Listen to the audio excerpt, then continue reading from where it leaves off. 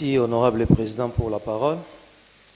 Et je dis merci à mon collègue honorable Israël Kabenda qui a vidé aussi quasiment 40% de mon intervention dans ses réponses.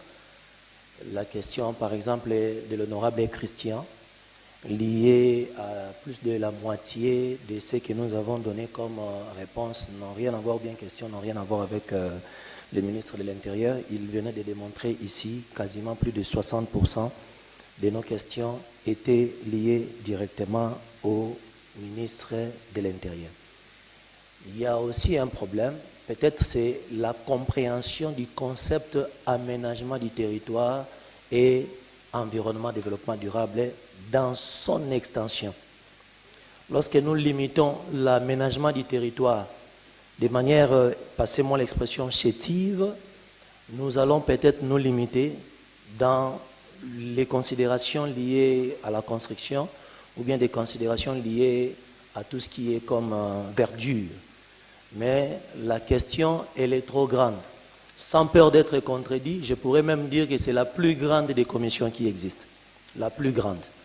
Pas en termes de meilleur, mais la plus grande parce que son champ d'action est illimité. Je ne vais pas ici faire la corrélation entre l'aménagement du territoire et le ministre de l'Intérieur, mais avec votre autorisation, honorable président, vous allez comprendre avec moi que lorsqu'il s'agit du ministre de l'Intérieur,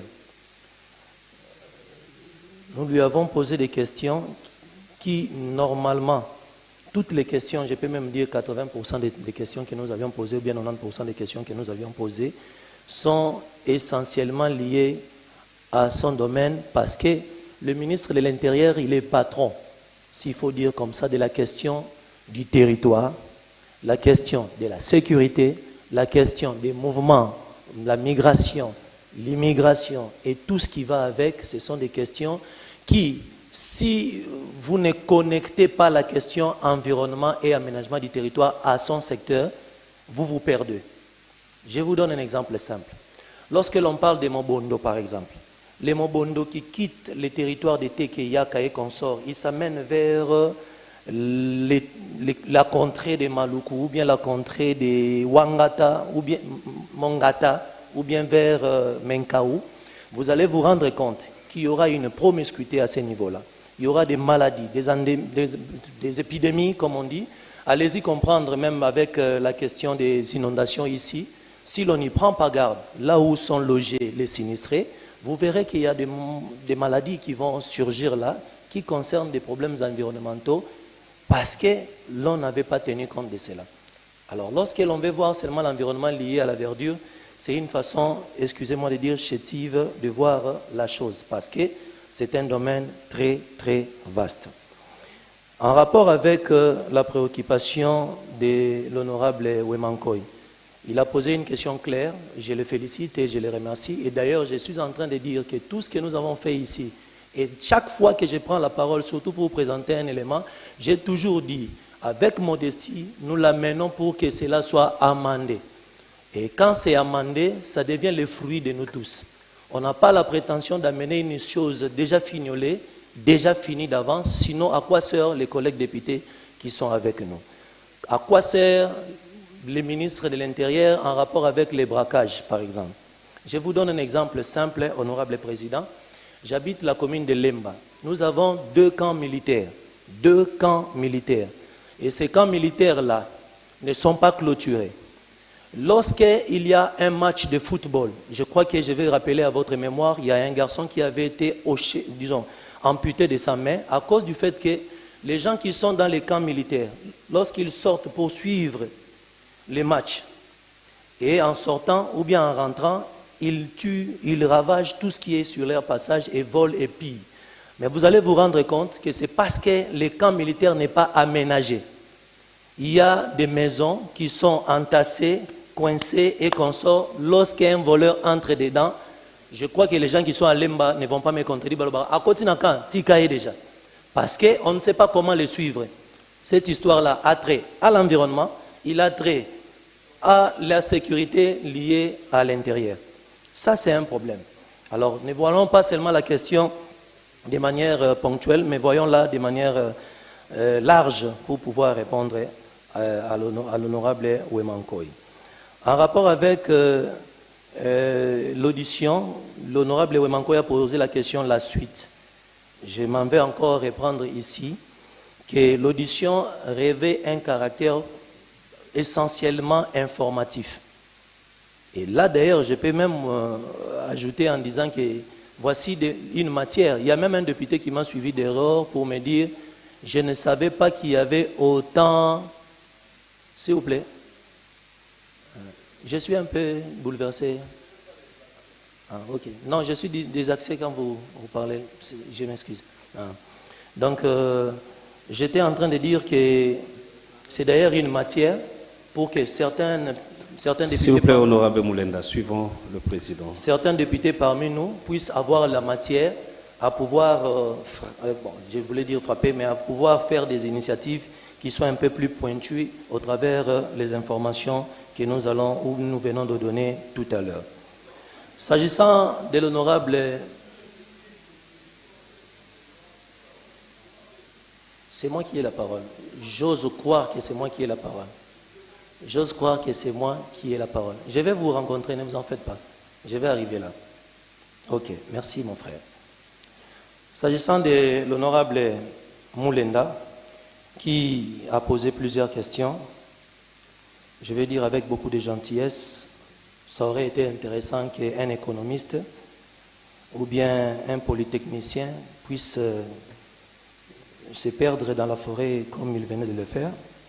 Mais en tant que juriste, petit juriste que je suis, cadet, et lui un caïman, j'avoue que je suis perdu, et totalement perdu.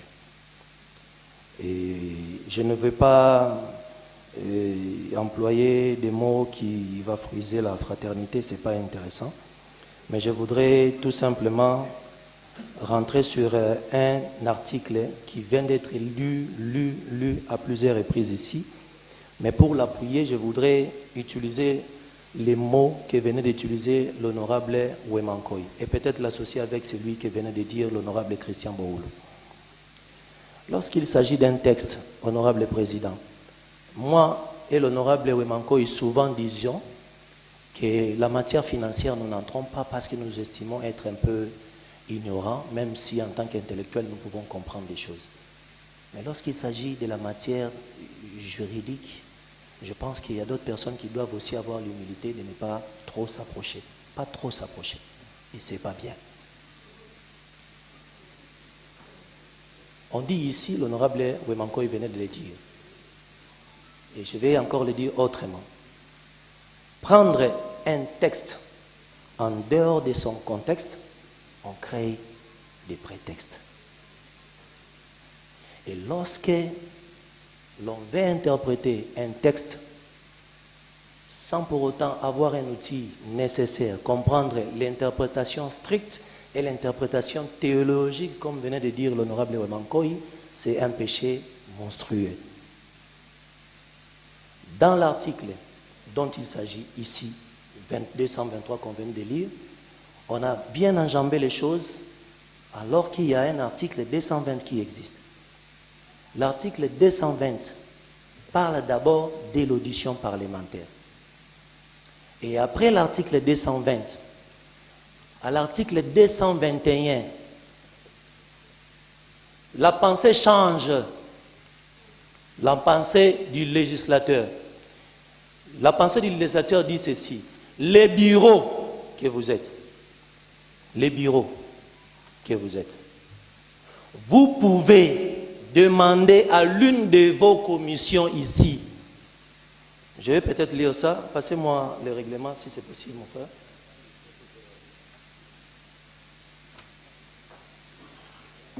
Nous sommes à 220.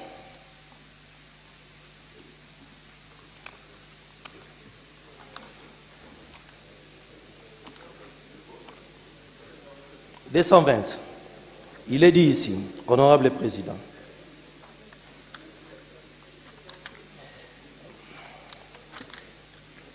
en sus de leurs attributions législatives, Les commissions permanentes assurent, dans les limites de leurs spécialités respectives, l'information de l'Assemblée provinciale de Kinshasa par l'audition des membres du gouvernement, nanani, nanani, nanani. L'invitation de la personne à auditionner est introduite par le président de la commission concernée auprès du bureau de l'Assemblée provinciale de Kinshasa qui la transmet à un membre du gouvernement ou un gestionnaire d'un service public provincial ou local avec copie selon les cas à la hiérarchie ou à la tutelle, comme vous l'aviez fait, honorable président.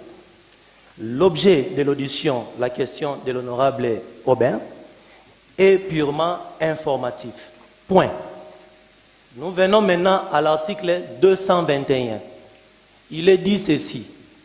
L'Assemblée provinciale peut demander à une de ses commissions, la pensée a changé, à une de ces commissions de procéder à l'audition des membres du gouvernement et ou des gestionnaires des services publics provinciaux ou locaux dans le cadre d'une pétition dont elle est saisie en vertu de l'article 27 de la Constitution.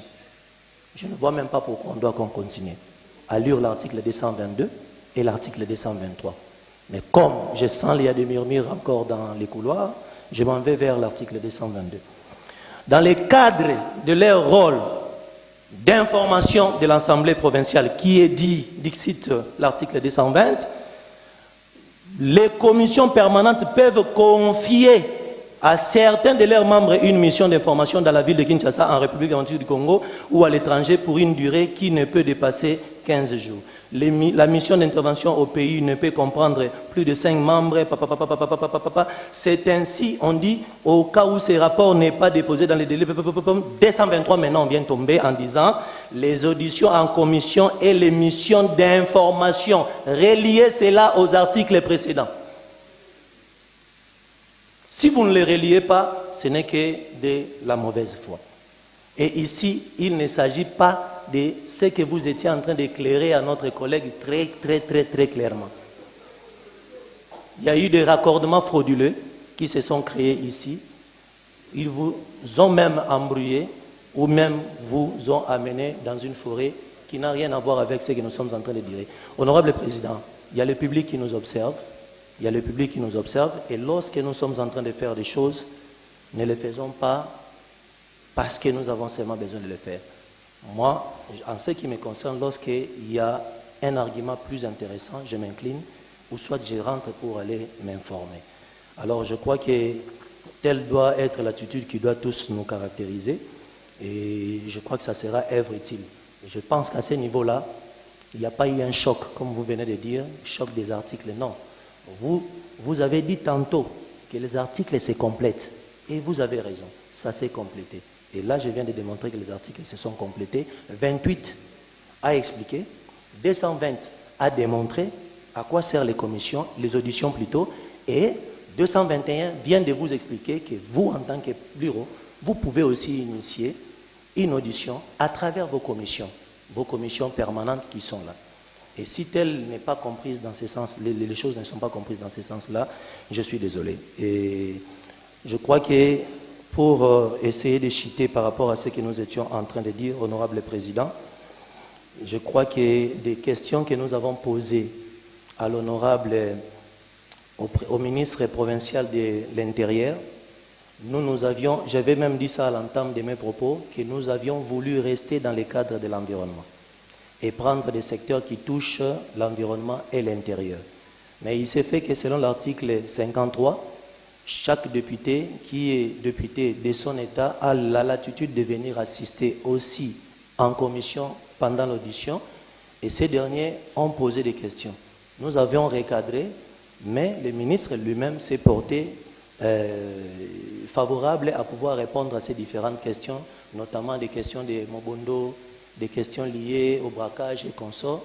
Rassurez-vous que nous avions réorienté les choses afin que ça reste selon l'esprit de l'honorable Christian, mais on ne pouvait pas fermer la possibilité aux autres députés qui nous avaient rejoints de pouvoir poser des questions dans ce sens-là.